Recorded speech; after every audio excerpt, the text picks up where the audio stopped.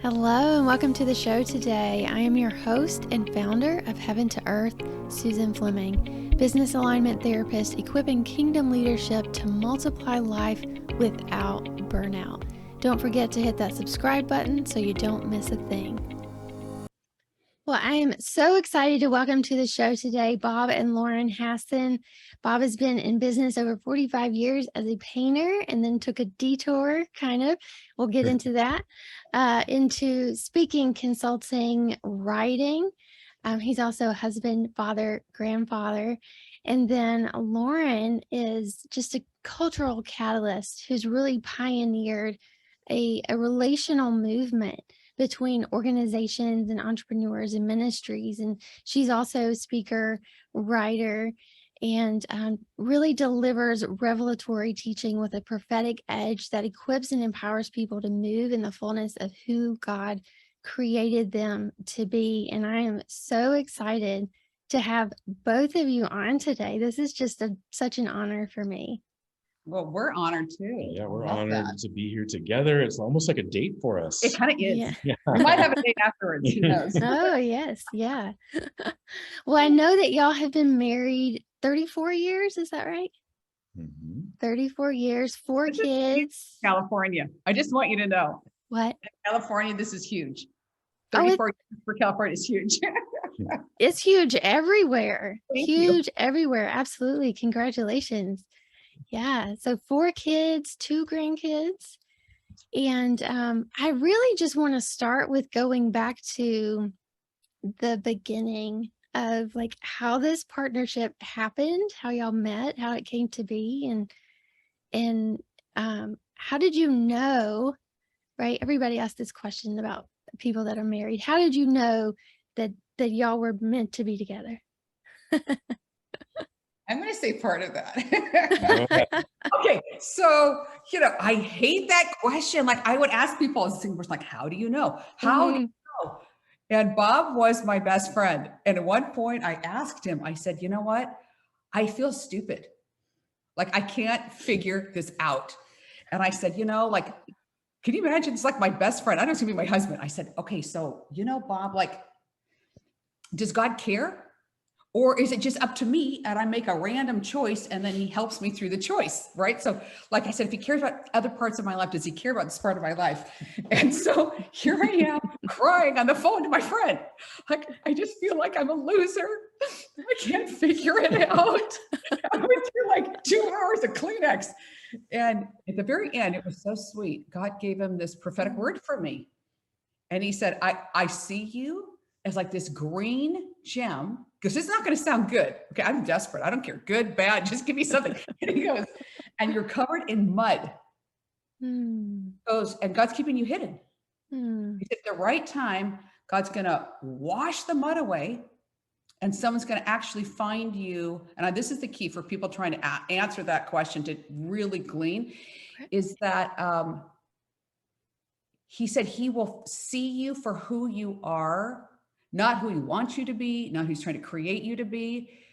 And I felt this freedom, like, wow. He goes, and God absolutely cares. Here I'm crying. Bob, thanks. Click. 2 hours of his time, like, click. Okay. I didn't know, of course, and that got me through the rough point, right? And then one day he was just wise, my friend, and he went vulnerable. No, that killed me. I was like, oh my gosh, you're so attractive. But I didn't want to lose my friend. So when we finally decided to get married on our wedding day, after I did my own makeup, he sends me a note. Oh, it's gonna make me cry again right now. Don't cry. No, it makes me cry. You can cry. And it had a ring with a green gem in it. And I literally had forgotten. Okay, girls, do not forget your prophetic words. I had forgotten that, right? And I'm like this. I'm bawling. Oh my gosh, he's the one. But there's a peace, and you will feel, I will say for women, you're going to feel more like yourself and more possibility than you feel solo. You don't feel less yourself. You don't feel like you're confined. You feel like there's a joy. It's just like and then God will keep saying, this is the one, this is the one, be peaceful. This is the one. So that was for me. I think obviously Lauren's a powerful woman, and she's smart and she's beautiful. For me, it was having the self-confidence to be able to, be in love with her, but then not control her. Yeah. Because as a businessman, I'm trying to control things all the time. And with Lauren, I'm her champion, and I believe, she can fly higher than me and should be flying higher than me. And so, in these years of our marriage, it's been so incredible to watch her grow as from a young woman to a woman, and her gifting in ministry that she's put, 40 years of hearing God together. It's been an amazing partnership. And I would like to tag on to that, the issue of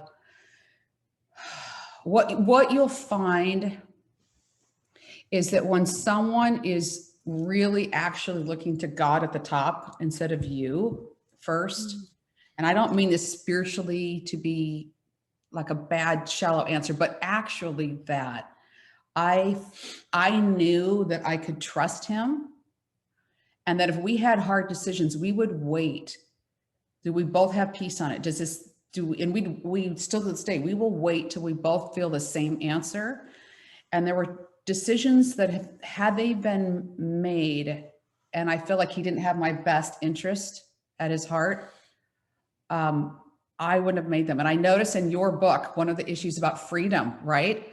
Just energy and freedom. And the freedom I felt from him, Susan, allowed me to come up with the decisions that some of them I don't know that I would have made.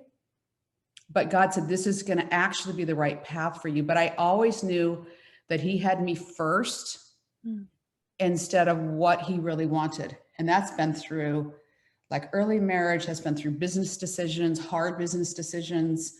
Like he's been really patient sometimes when I'm like, I can't get there. And he'd wait till God would tell me. And for business, for every couple that's going through business, hard decisions, you both need to know that you matter more than the decision, and that God will show you, so you have peace. Because there's so much wisdom in discernment, right? In the trust, the trust of not just the partnership between the two of you, but the trust with the Lord. Yeah. Can y'all speak to that? Like, how did that trust develop? Like, how did you know he's got my back and she's got my back, and like we can rely on each other? Like, is that just time? It takes time, right? What would you say about the trust? And I think it might be a gift. Both Lauren and I have been believers. The Lord found Lauren when she was 17. Yeah. And I was 18. And so we've both been in partnership with the Lord for a long time. And that translated into our relationship and eventually our marriage as not being compartmentalized. The Lord was with us in our decisions, in our business decisions, in our family decisions, in our decisions at home. And I think we both have the same set of beliefs. We were both in the same stream of believers. And so that made it easier, but we both know about each other that, the Lord is really going to help us through these things. And trust me, I'm married to a powerful woman, and she's got a lot of ideas and a lot of opinions. And it takes the Lord coming into the center of the relationship for us both to be able to work the things out that we need to work out in partnership. And I would say too, it's super honest conversations. Really honest with yourself, first of all, like, and you say that, and you're like, just say no. That's when people please. They're not having an honest conversation with themselves. Like, did I really want to do this? Am I doing it because I think I should do it? Am I doing it because I can do it? And just a side note, I think because leaders, that's your core. As you have more influence, because the things you're doing are are moving the kingdom. So God's going to keep moving you forward, and you have tons of opportunities. You have so many opportunities, and then you have to actually slow down and say, is this something I'm doing that's actually what I'm created to do?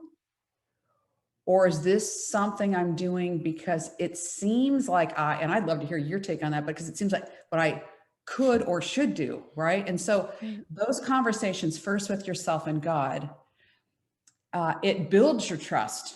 You start to know, like, this is what your voice is, and it's not confining or boring. Like I can't say where there's something where God said, that's too presumptuous in the Bible.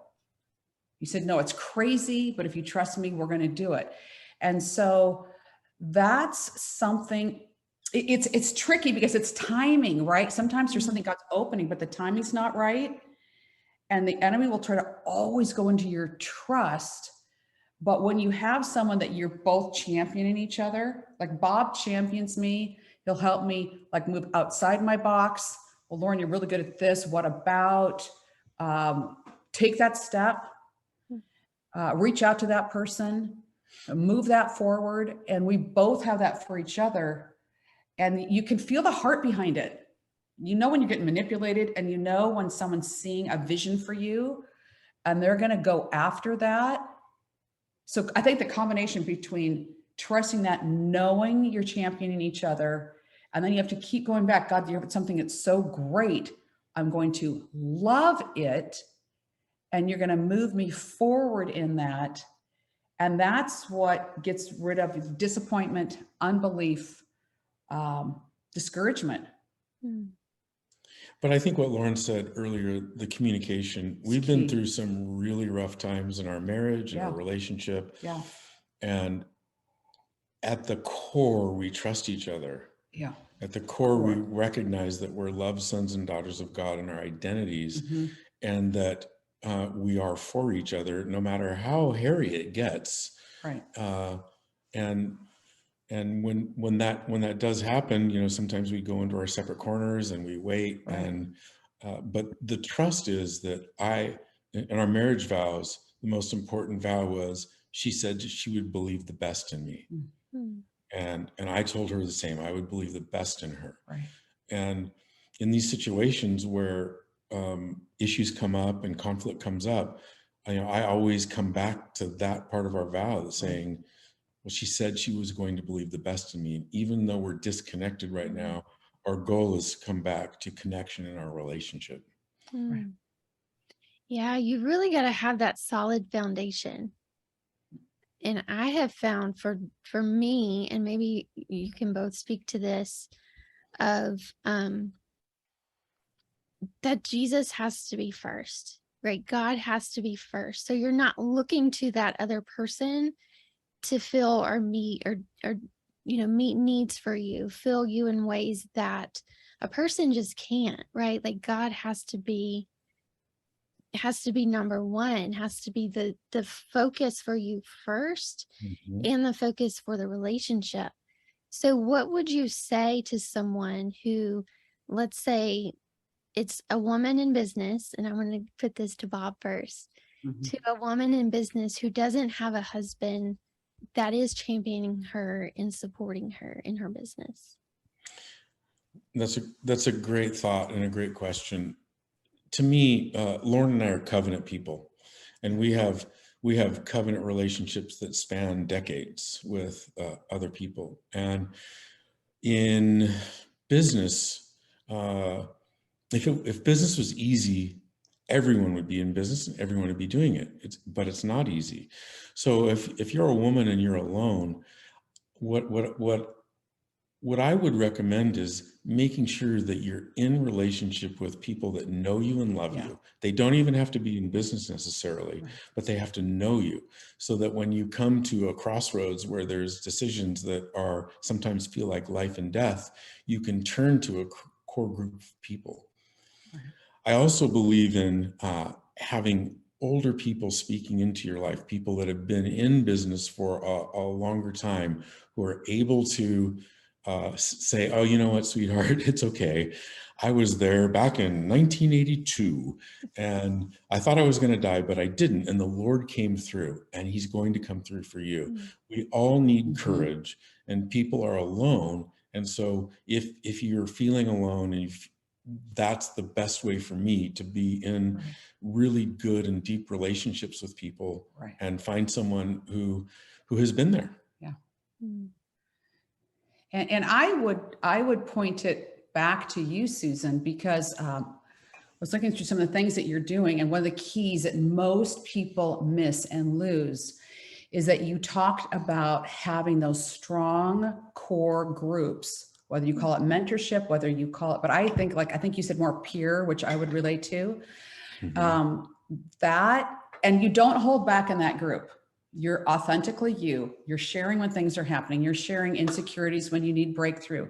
You're talking about the significant passions and purposes of your organization, your business, whatever you're leading and running. You can't have someone kind of, and I don't mean lower than you, but I do mean with the same level of commitment and passion that you have, because they're going to give you the sharpest answers, the strongest answers, and they're going to help you move forward literally in every area of your life. And so, when you're saying just say no, I'd say just say no to spending a lot of time and energy with people they're not reciprocal, that you don't feel like you could covenant with, that you, be aware, like at the end of that time with you, I was so drained.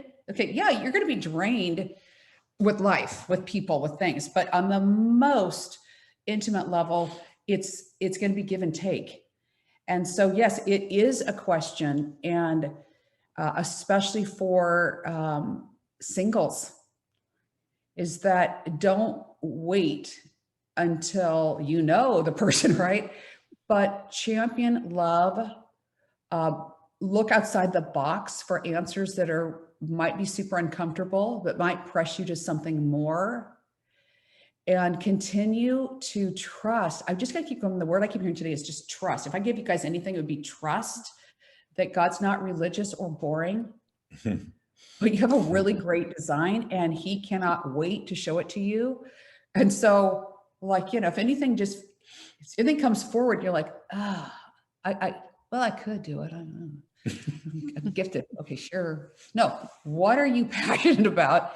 And okay, this is why you guys need Susan. She's going to help you strip away what just does not thrill you, and she's going to help you move into what does. And so Bob and I, we are covenant people, and we choose relationships clearly with a lot of thought.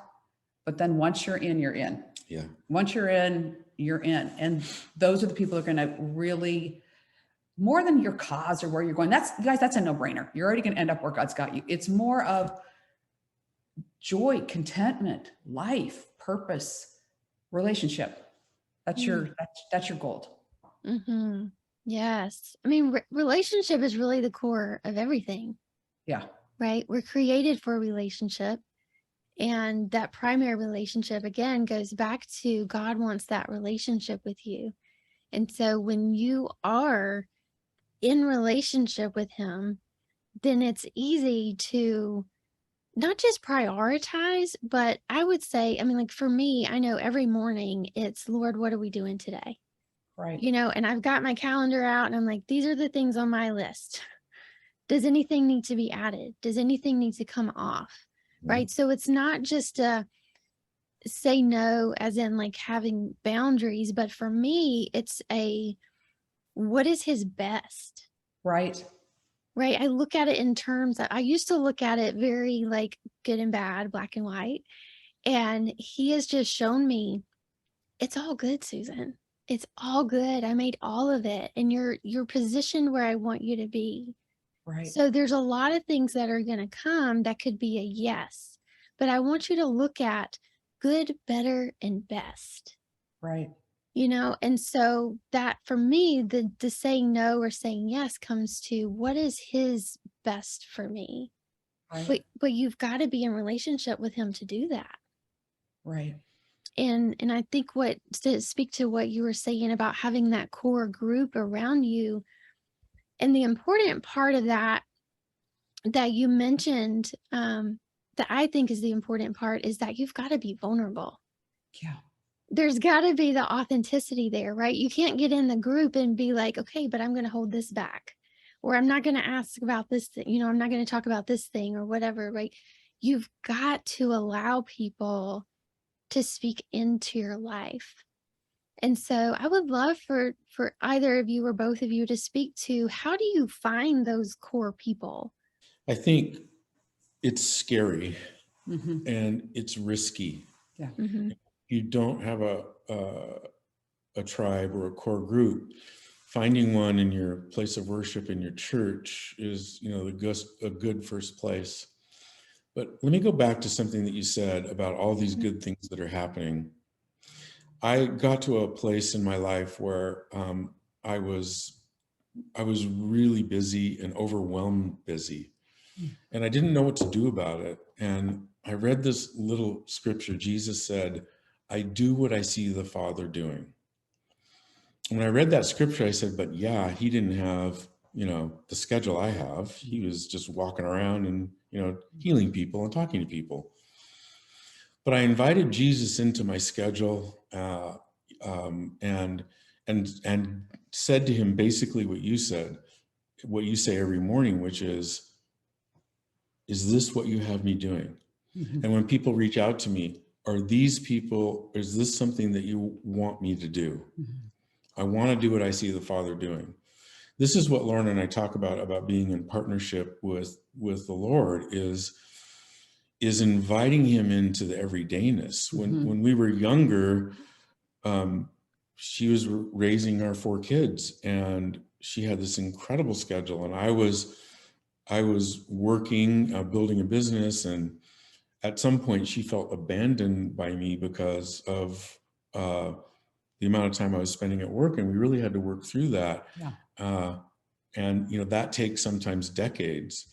But I think this notion of all these good things out there to say yes to, how do we figure that out? And I think that's in this partnership with Jesus. Right. I'll probably go back to your other question about, because I think it's a big one. And what you said, it's vulnerable. Yeah. To try to find the relationships.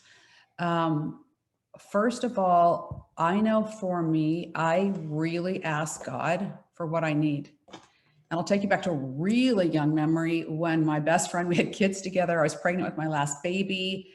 And the next thing you know, she moved to Texas. And I was like, no, we do coffee and babies all day. I went from a career to a mom. You're part of my now, but it was just devastatingly hard. I'm not going to say it was easy. It wasn't.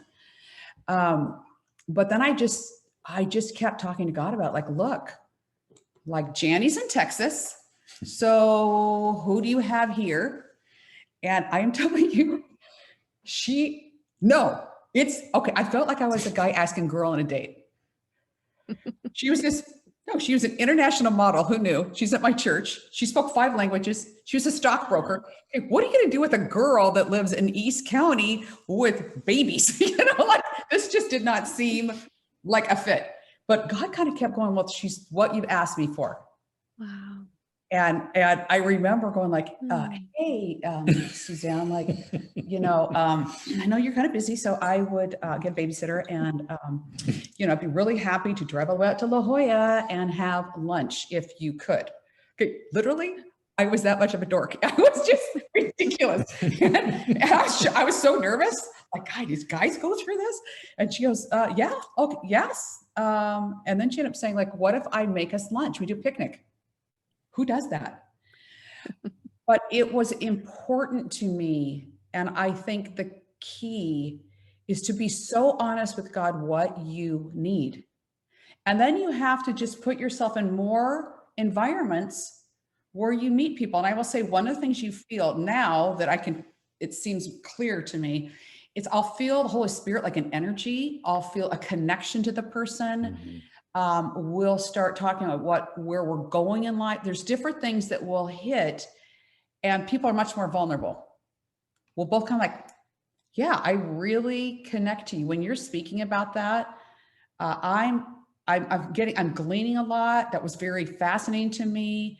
I see how we could partner on some things. I love our friendship. And so it's putting yourself out there, but you're also asking God, give me some natural connections that you've already planned for me for these relationships. Mm-hmm. And don't sell yourself low, but also be really reciprocal. And back to the authenticity you brought up, the more you go straight authentic, you're developing a history quickly. And so it's not going to take you years. And then when even if someone came up for prayer for something, I got your story. Now I'm curious, well, how did that go? How are you? And once people know your struggles, they also see the victories, but you're not feeling like it's like going to a new therapist, because I know you need therapy. It's like, I'll have to start the whole story again. I do not want to go back to my childhood, but they know your story. They know you, they know your character, and they will help you. So the authenticity, yes, I look out for the chemistry. I look for really natural connections. And if I don't have that, I can put them in a seasonal category, more of an acquaintance category, I enjoy you category. But then I'm asking God, if there's someone for me, show me and keep talking to me about them, and then be bold. And so people think about this and they say, do you know how many times I've been burned? You know, I've been vulnerable and I've thrown myself out there and I've been burned. Right. Well, guess what? So have we. We've been burned. Everyone has. We've been burned. But we have these dynamic relationships that have gone over decades that the risk is worth it. It's worth it. And so this is why, you know, asking God is, what are you doing? Is this the person that you have for me? Right. And when relationships sour, you know, we lay in bed together and cry together and talk it out and say, all right, you know, you really are a good person. You're okay. Right. Or you have to talk each other after lunch. Like, that, oh my gosh, what happened there? and then he has to reground me. Like, it's like that first conversation I'll ever get. I'm blowing my nose. Oh my gosh. Does God care about my friendships? Does he care? It's hard and scary. It's a great question. And I'm sure in your practice, you hear this over and over and over again. And for people to have the courage to go out again, like whatever their issue is, their issue doesn't mean it's you. I'm sad that if they can't continue with that friendship. Okay, but I'm going to say this. Last night, oh my gosh, we went to see Elvis. That was crushing.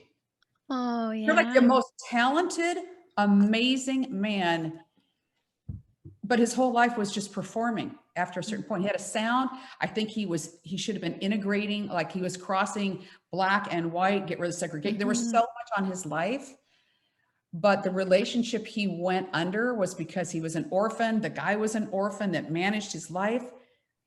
I watched at the end of it. I was like, oh my gosh, he has nothing.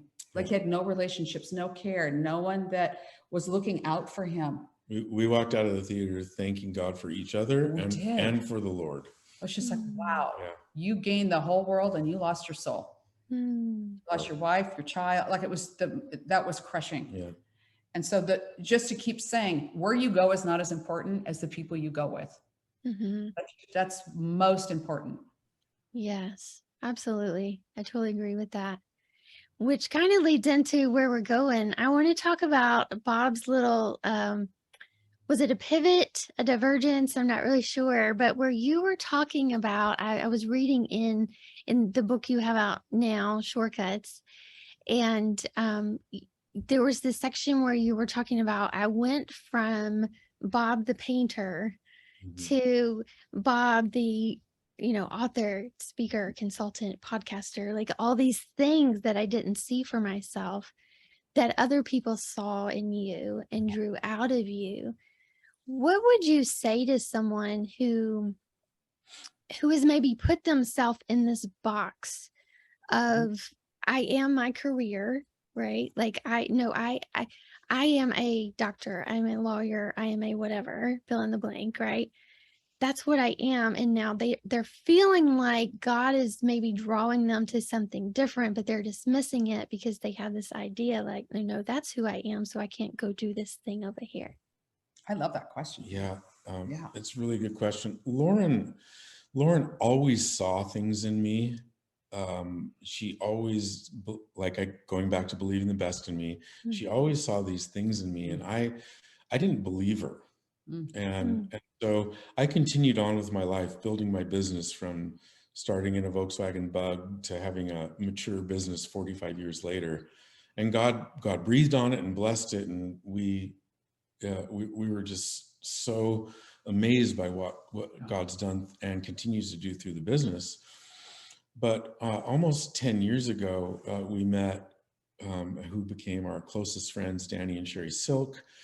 And he asked me to write a book with him, which was called Business of Honor. Well, I'd never written a long email, and here I am. And the way he got me to do it is funny, but all of a sudden I was thrust in front. I had always been a behind the scenes consultant, an elder. Lauren was out in front of the camera and I was behind, and then this massive shift happened. And about 10 years ago, the Lord started speaking to me, asking me, will you say yes to me? Now, mind you, I'd been following him for 35 years. And I was like, what do you mean, will I say yes to you? I think my whole life is sold out for you. I think my whole life is a yes for you. But he kept asking me, and it frustrated me. And when he got me to a place of frustration, he said, well, if people that you love and respect ask you, will you say yes to them? And because of my shame background, my first thought was, well, if I love if I love them, then they probably wouldn't want to be embarrassing me or want me to fail. And so the answer was yes, I'll say yes. And so, Danny and writing the book with him was the first major cog in that wheel where I said yes, and it changed my life. And it took me counseling, and it took me years to think people wanted to hear what I had to say. And so over time, I recognized that my gift is the intersection between practicality and the kingdom of heaven. And what I bring is, people into that intersection. But Lauren, is behind me the whole time, speaking to me, saying, this is what God's doing. This is what God made you for. Yeah. And even in business, when business got really, really hard, she said things like, why would God have brought you this far? Right. And so having someone, when my self-confidence was low, she believed the best in me. And so the pivot happened fairly abruptly and very surprising. And I am not comfortable speaking in front of people, in front of crowds. I am not comfortable in front of the camera, or I wasn't. But I've had to learn this, and God brought me right through all these different things. And so I think what would I say to people is, well, hold on to your bootstraps, because if God's calling you to do something and you feel his direction and his breath on it, he's going to take you there. Yeah. And I would say it surprising, but not surprising to me. And I think a lot of that I think if I could encourage your listeners, it would be this. Bob's business, not easy. Started out simple, and then they're doing stadiums, hospitals. It's enormous work. And a lot of his work is negotiating, change orders, the end of contracts. They don't want to pay you what you've completed. In my justice meter, that was really hard for me. She wouldn't be good at this. Oh, I could not do it ever. And so you'll be like, they owed you the money for how long? And it's large sums. It's continued to stretch to large sums of money. So he's doing this hard work. You're going back to the bank. You're negotiating with the bank. You're doing a variety of things. But at the same time, his natural bent is to serve. So he was serving our pastor. He's an elder. He takes everything he learned in the hard things of what he's done. Oh, I know how vulnerable that is. I know that's difficult. Then he would bring that in to other organizations and ministries. Like, this is what I learned. I kept learning information in how to make that successful, how to get past that, how to push through, how to grow, how to build teams. And so everything he was learning was such a wealth of wisdom that it made sense. And it wasn't like Danny just said, let's write a book one day. And when, I was doing an event, we met Danny, we hit it off, but soon, as you'd be talking as friends, we recognize like, okay, Bob can really serve you with needs you have as you grow your organization, you grow your business. And that just kept, that's what Bob does. So it was just new people. Okay. You already done it. It's new people that you're serving and giving wisdom to and helping them become viable with the call that God has on their organization, business, whatever it is. And so when Danny sat there and goes, wow, I'd like to take what I do into the business sector. You have so much wisdom, Bob. Would you do that? And so my encouragement is so many times, whatever you're going through, you are growing, you're gleaning, you are gathering and garnering so many skill sets, wisdom, how God moves, how do you overcome that, which really is his book, which I love his book, but plug. But the truth is, reading that, you start to feel different when you recognize that this is all part of something bigger. Yeah. And it's shocking, the multiplication effect in your life. If you're keeping faithful assignment. Okay, God, you're going to give me what I need. You will. Oh, I trust you more. Oh, I understand you this way. Oh, I'm created this way. So that a pivot, it is quick, shocking, and abrupt. And yet it's really who you are your whole life, of what you've been doing and God's faithfulness to you. It will just be expressed in a completely different way that you actually were made for and you love. It's funny, what God spoke to me later. I would have never been able to say this when I was younger, but as a painter or a painting contractor, I was in the early days transforming people's homes. Right.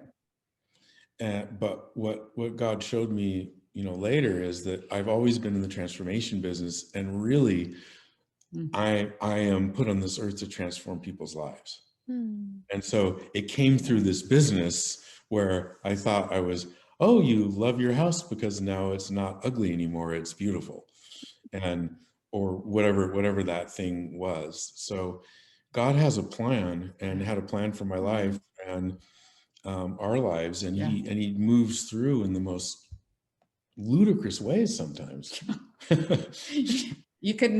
All y'all could never imagine what he's going to do with your life. That's right. It's never a dull moment, for sure. No.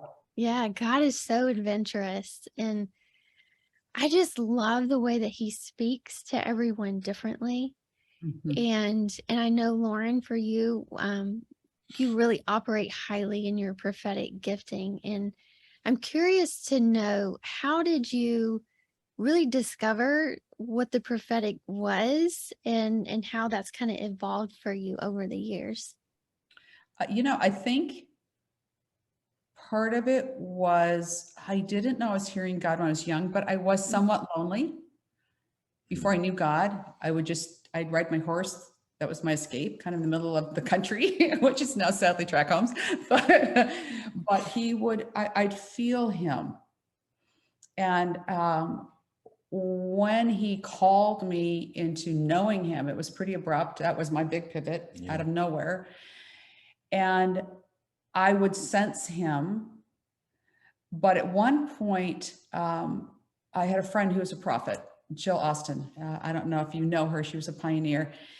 And, she'd keep me up till 3 a.m. I'd be so exhausted, like, oh my gosh. And once I had kids, it was like, I need to sleep, Jill.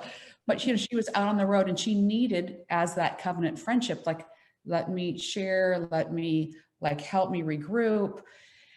And then one day, it was probably 3 a.m. I just said, God, I wish I could hear God like you do. You're a straight prophet. I wish I could hear him like you do. She goes, well, you do. I said, no, I kind of don't. You do, but I really don't. That's the big lie everyone has to get over. Like, you don't think you hear God. And she was so funny. She said, do you think that was you talking to me the last 3 hours? And being that I was getting up with kids in a few hours. I want to go like, yes, it was me. But she really helped me understand that God is always speaking to you. And it can be through nature. It can be through your hiking, beauty. It can be through the word. It could be little pictures you have in your head. And something started once, for all of you, once like you understand that he is limitless in the ways he's going to speak to you. And then you just ask him, are you speaking to me? I started saying like, are you speaking to me? Is that you? And I will say that has been the most thrilling, freeing, supporting. We had a stillbirth a number of years ago, and Jill was visiting at one point, and I would just let her come and relax. I don't need words, just you be you. Let's just be friends. And she sat there, and right before she left, she'd get these words and she'd be just having a conversation, then she'd look at you, and then you're like, oh, I'm going to get a good word right now. Everyone got good words. Okay. And she goes, walking through and she goes, journal. I was like, that's it? I go, and just, that's it. I was like, oh my gosh. But God did something in one of my pregnancies where I'd ask questions and I would write. I'd read the word, questions, what are you saying to me? And whatever I heard, instead of judging it, I just started to write it down, and then I'd look at it. And little did I know it was what saved me through a really hard time of loss and grief, because I could just pour it out to God and then he'd speak to me back. And so I would say, Mark Verkler, if you don't know that you hear God, has a great book, Dialogue with God. Just you want to break the barrier, because if he designed you to hear him, he's going to speak to you in ways that are very natural to you, that you enjoy. And once that's gone, he's just speaking to us all the time. His words are, Bob and I always say, they're more encouraging, they're kinder. If you have something going on in your life, he'll never say to me, Lauren, that's sin. He'll say, wow, you're hurt somewhere. And he'll start talking about whatever's in my heart that's struggling. And then he's so sweet. It's kind of like, and by the way, now that we got that out, there's kind of your actions have been this way.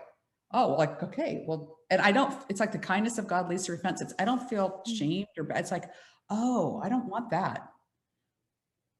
I think Lauren's secret sauce, Susan, is that she's spent decades listening to the Lord in the morning, journaling, hearing his voice, not moving until she hears him. And so she's able to appropriate and help people all through their lives, leaders in any type of place, from politicians to entertainers and everything in between, because she hears the word of the Lord, and she's been patient enough to take the time to journal.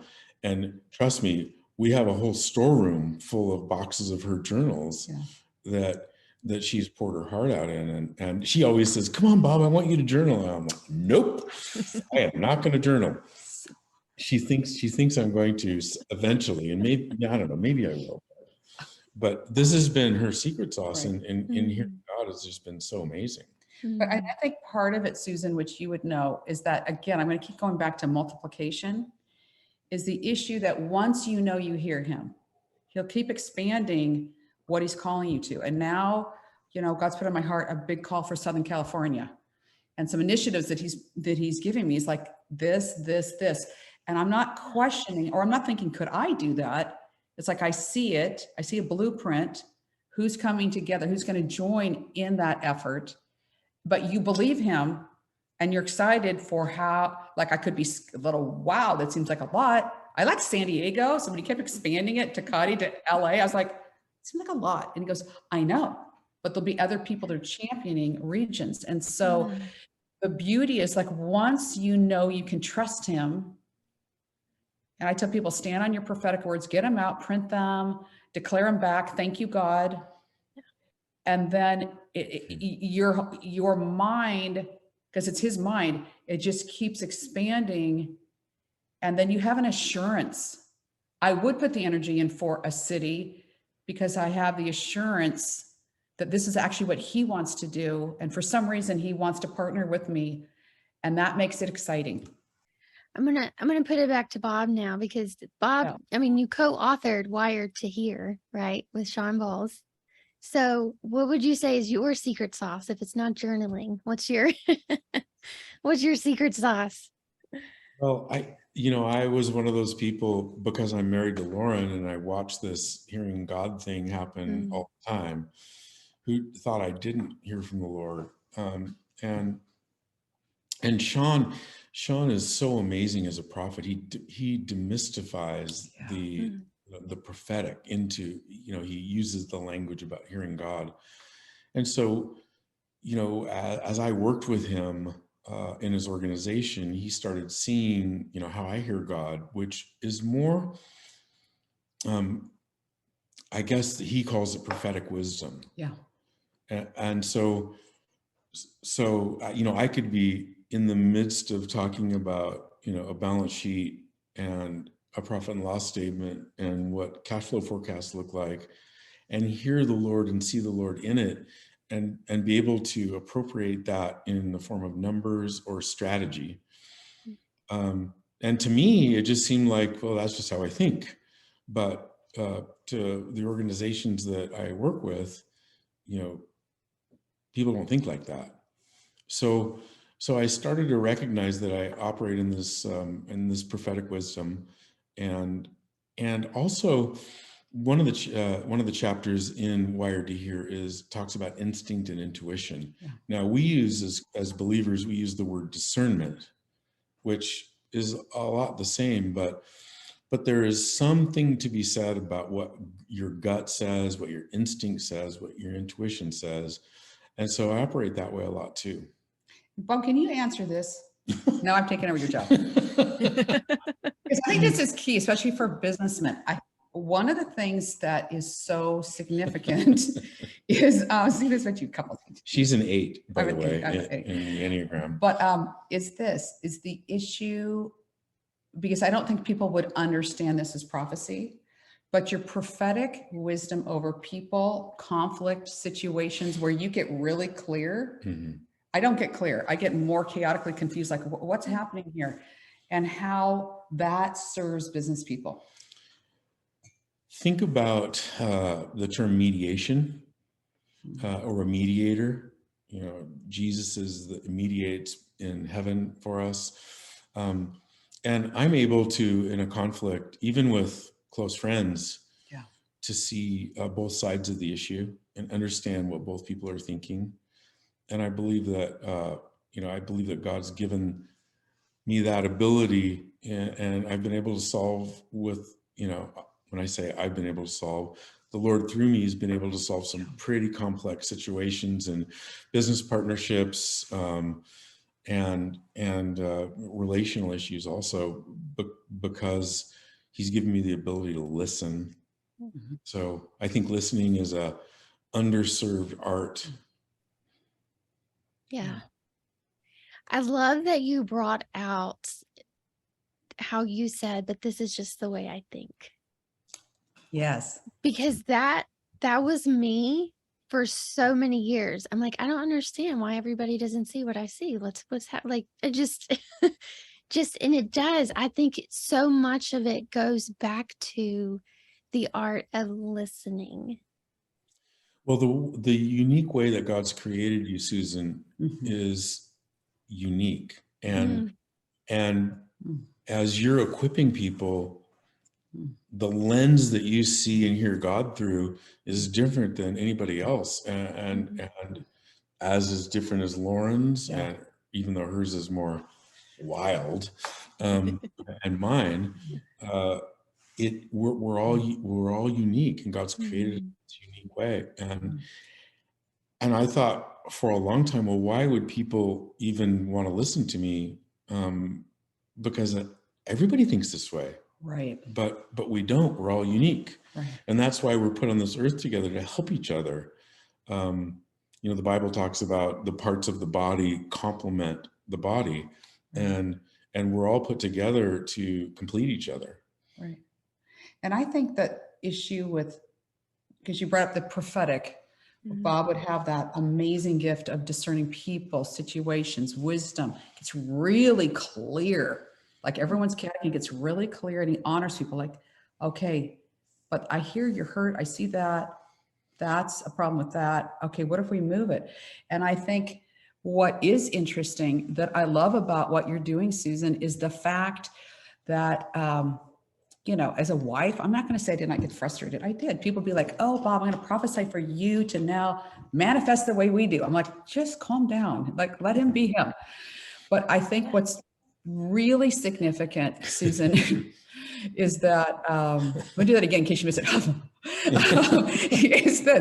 is that you are bringing in how our mind works, trusting the way God created your brain, bringing in neuroscience, bringing in psychology, right? So it's not just like change your life because you get a weird word. It's this is the way you're wired. This is the way you think. And especially for people that when God speaks to them logically through their mind, it's not a dirty word. It's this is the way you're made.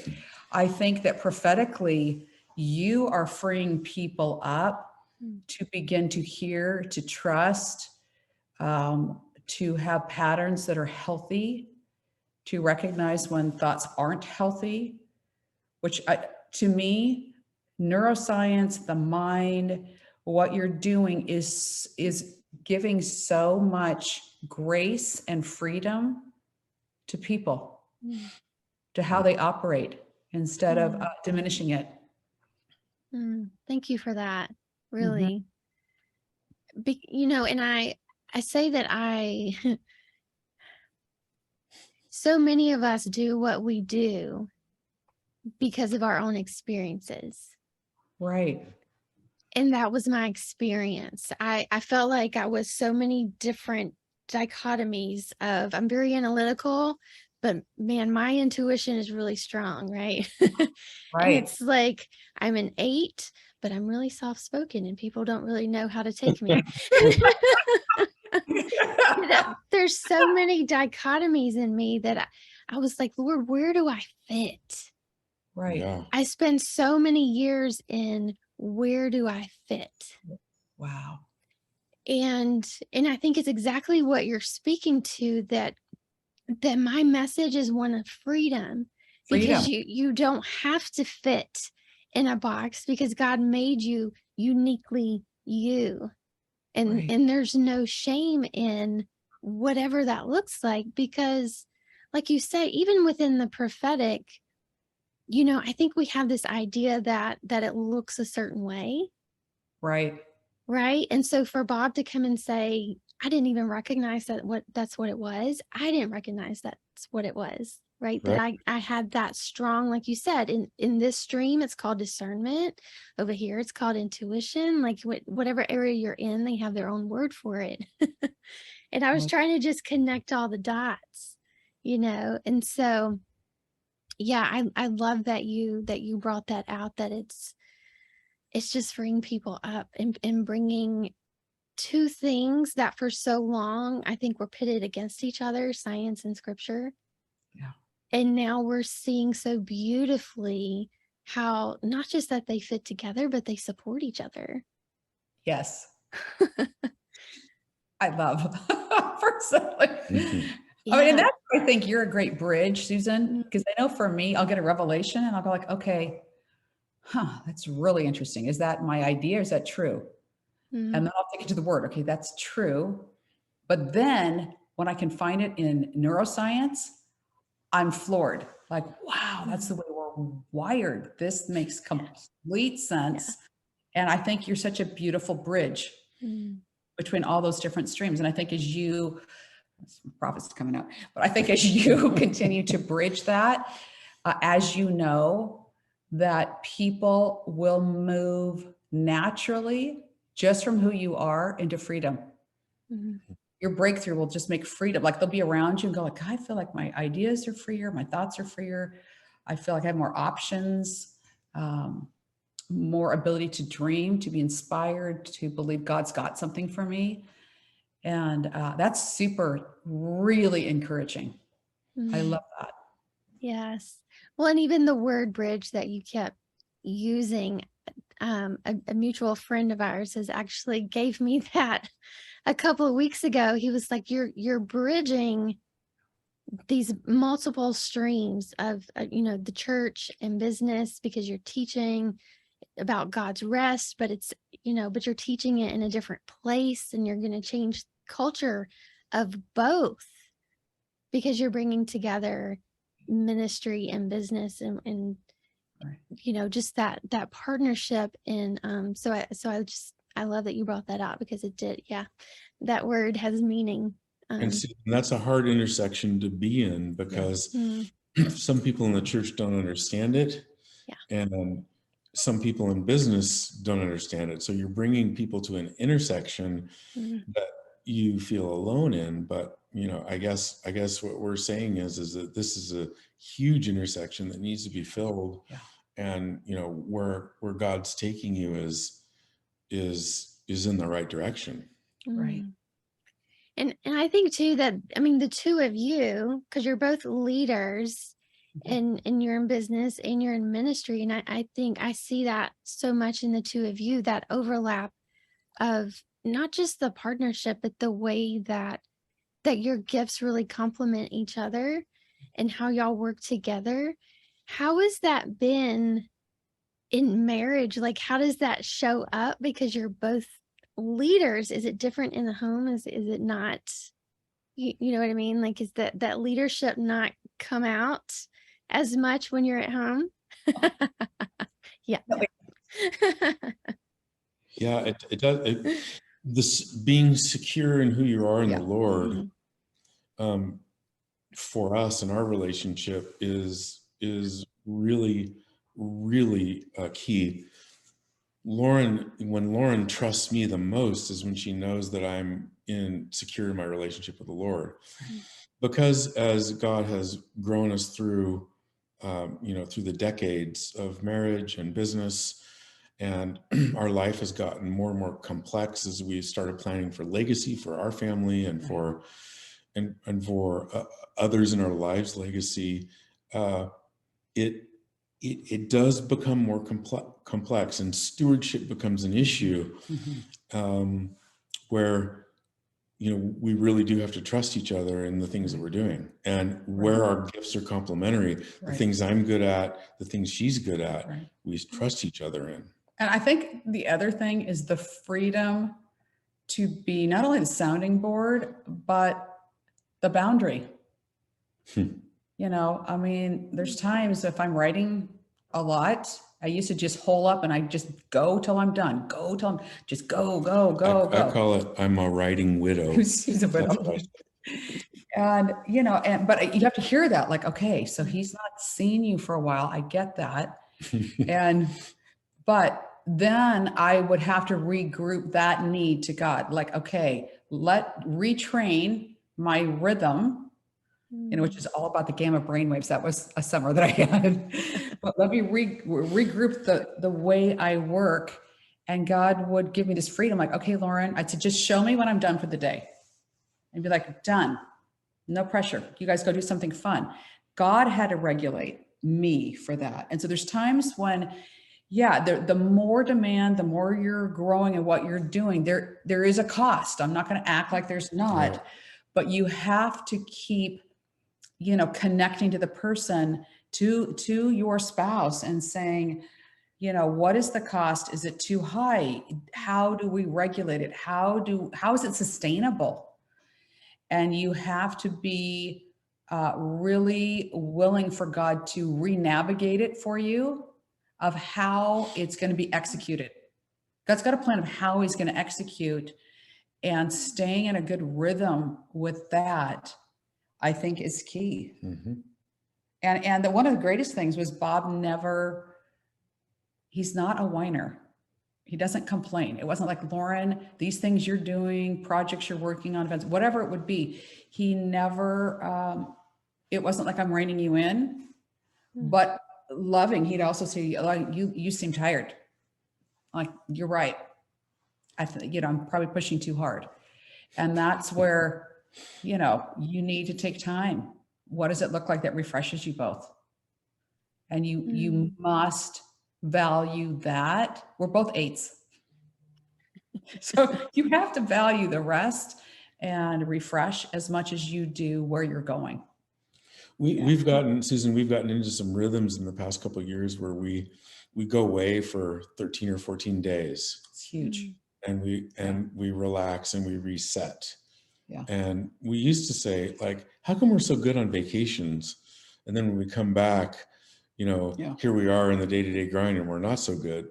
But what we did is we built in these rhythms of every 6, 7 weeks, 8 weeks, 9 weeks, something like that, going away to a place that we both love and resetting ourselves, and then coming back and when we get on the grind again, trying to connect with each other on a date or something like that. Simple patterns, like you're walking, you're having dinner together, you're just doing simple things that are going to open up conversation, that are going to give you space and room so that you can continue to keep your connection. Yeah. I think that's just great, practical, make it tangible advice, right? Go away together. Even if you can't go for 2 weeks, it's fine. Go for 2 days, right? Take a long weekend. You've got to have that time to reconnect. Or staycation. Yeah. And just tell everyone, don't talk to me for the next 48 hours. When our kids, whatever that is. When our kids were young and at home, we literally, there was a hotel around the corner, and we would go to the hotel around the corner, and it was like, we're not going home. But one time, one of the kids, something happened, and Lauren said, "I'm going home. I'll be back in 45 minutes. If I'm not, come get me." Yeah. And she did. And it still gave us the ability to be away. So to your point, you know, 1 night, 2 nights, whatever it is, at this point in our life, we're able to go to this place that we love, and we're able to work from there. We're just out of our normal routine. And it could be sports, it could be nature. It could be cooking. Whatever it is, there's something you actually really enjoy doing. So the encouragement is include those things, and all of a sudden she can tell you all about your endorphins, serotonin. Sign up for classes, because that's what she does in her leadership. Like how to say like yes to things that energize, say no to things that drain you. Okay, I was very excited about that. I was like, we need more of her. Like people are just pushing too hard. They don't rest, and they wipe out. And it's just bringing in what you love, and then gratitude. Just joy, gratitude. Oh my gosh, I love that. That was great. Just keeps refilling you. Well, it has been just such an incredible conversation. I think I could keep going with y'all forever, but I know we need to wrap it up. So do you have any just last minute advice or tips for anyone in a leadership position, whether they're in business or not? If they're in leadership, what would be just a word that you would give? Go for it first. Okay. Yes, I do. My word to you would be this: ask really boldly. Don't think that it all needs to happen now. Keep surrendering that God's got timing that's perfect for where you're at. And in that, because we're talking about rest, rhythm, sustainability, because I'd say the big thing is sustainability. So if he's called you to lead, he's called you specifically to lead what you're passionate about. It's still going to be there tomorrow. In fact, it's going to keep growing, and he'll let it grow as far as you can go with him. And when you hit your ceiling, either you needed to rest, you forgot why you're doing it, you lost gratitude, you're grumbling. If I whine, God will be like, "You're whining? You just showed me how far you could go right there." It's like, oh my gosh, you're right. Okay, I'm so sorry. But I want to encourage you that actually the thing that you are meant to do and you love to do is for you. And ask him how to walk it out in a daily way, and include people that are trustworthy, people that will champion you, people that say yes to you, people that you enjoy, and people that you want to pour into each other equally, And it will be amazing how God will use that to help you really lead, grow, and be super fulfilled. What she said. Right. She just covered all of it. At the end of the day, business is about relationships. Yeah. Our lives is about relationships. And so put relationships above the issues, wherever you are, and prioritize them. And all the X's and O's, all the blocking and tackling will take care of itself. Yeah, I love that. That's so good. I'm so glad we were able to work this out and have both of you on. Thank you so much for being with me. Thank you, Susan. Thank you so We're just much. honored. So honored to be with you. Thank you. We love what you're doing. Thank you. Thanks so much for tuning in today. If you want to learn more about me or any of my guests, all of the links are in the description below the video. Don't forget to hit that subscribe button and share it on all your social pages. Until next time, remember that you have the power to multiply life without burnout.